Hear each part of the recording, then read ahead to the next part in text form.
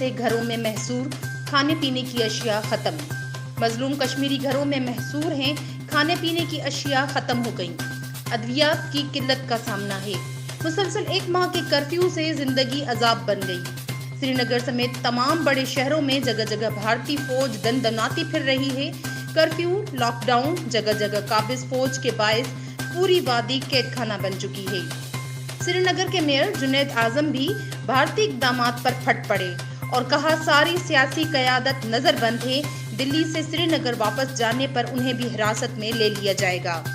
श्रीनगर के मेयर ने कहा बड़ी हकीकत है कि मोबाइल फोन सर्विस काम नहीं कर रही, इंटरनेट बंद है, डायलिसिस के मरीज हैं, लोगों को केमियोथेरेपी की जरूरत है, वहां पर हामला खवातीन मुश्किलात का शिकार हैं। ये बिल्कुल गैर हकीकी है कि कोई भी कहे कि सूरत हाल मामूल के मुताबिक है।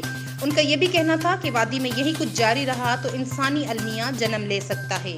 इरम नाज, HRJDU न्यूज़, हैदराबाद।